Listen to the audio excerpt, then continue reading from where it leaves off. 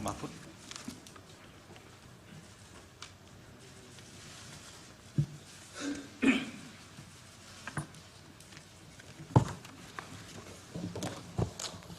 Assalamualaikum warahmatullahi wabarakatuh. Ketua dan anggota Majelis Hakim yang mulia, saudara termohon dari KPU, pihak terkait dari kuasa hukum Paslon 2 dan saudara dari Bawaslu. Dalam perjalanannya yang mulia, MK Indonesia pernah memberi warna progresif bagi perkembangan hukum konstitusi di Indonesia dan pernah dinilai sebagai lembaga penegak hukum yang sangat kredibel.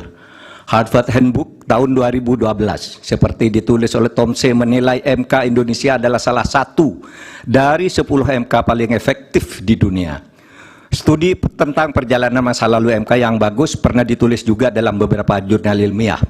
Dari Amerika Serikat ada disertasi yang ditulis oleh Pastor Stefanus Hendrianto yang kemudian diterbitkan dalam bentuk buku berjudul Law and Politics of Constitutional Courts, Indonesia and the Search for Judicial Heroes, diterbitkan oleh penerbit ternama di Amerika. Dari IAIU Malaysia lahir disertasi karya Iwan Satriawan, Role of the Constitutional Court in Consolidating Democracy in Indonesia. Ada juga disertasinya Rifli Harun tentang hukum dan sengketa pemilu. Apresiasi terhadap MK Indonesia dalam keberaniannya membuat landmark decisions muncul dalam berbagai makalah forum ilmiah, jurnal akademik, dan berbagai media.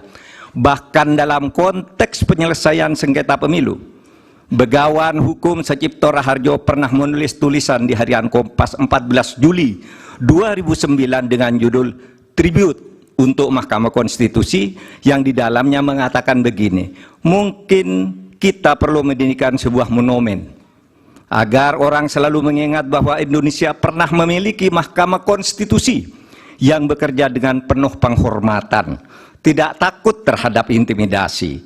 Harian Media Indonesia 7 Juli 2009 menulis editorialnya dengan judul Hormat untuk Mahkamah Konstitusi, yang alinea pertamanya dimulai dengan kalimat untung ada Mahkamah Konstitusi.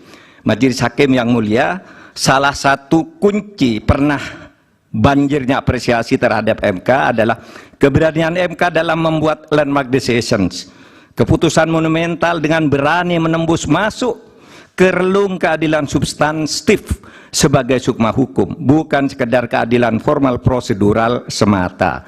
Dalam hal pengujian undang-undang misalnya, teori OPL atau Open Legal Policy itu lahir atau sekurang-kurangnya secara resmi digunakan pertama kali oleh Mahkamah Konstitusi.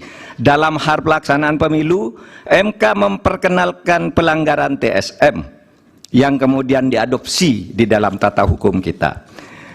Mahaguru Hukum Tata Negara Profesor Yusril Iza Mahendra saat ikut menjadi ahli pada sengketa hasil pemilu 2014 dan bersaksi di MK pada tanggal 15 Juli mengatakan bahwa penilaian atas proses pemilu yang bukan hanya pada angka harus dilakukan oleh MK.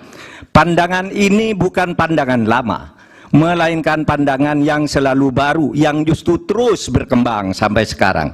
Menjadikan MK hanya sekedar mahkamah kalkulator, menurut Pak Yusril, adalah justru merupakan pandangan lama yang sudah diperbarui sekarang. Di berbagai negara judicial activism banyak dilakukan oleh Mahkamah Konstitusi maupun Mahkamah Agung. Beberapa negara membatalkan hasil pemilu yang dilaksanakan secara curang dan melanggar prosedur, seperti Australia, Ukraina, Bolivia, Kenya, Malawi, dan Thailand, serta beberapa negara yang satu disebut ada Belarusia yang dinilai sebagai shame institution atau institusi pengadilan palsu karena selalu diintervensi oleh pemerintah. Akhirnya kami tahu sungguh berat bagi MK dalam sengketa hasil pemilu ini. Pastilah selalu ada yang datang kepada hakim yang mulia untuk mendorong agar permohonan ini ditolak. Dan pasti ada pula yang datang yang meminta agar MK mengabulkannya.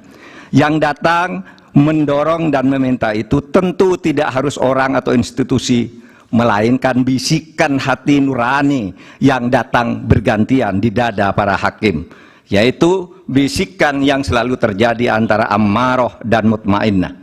Saya memaklumi Tidak mudah bagi para hakim untuk menyelesaikan perang batin ini dengan baik.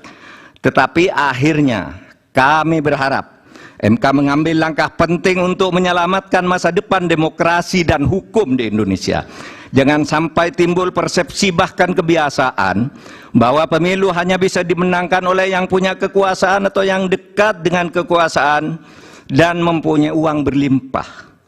Jika ini dibiarkan terjadi, berarti keberadaan kita menjadi mundur.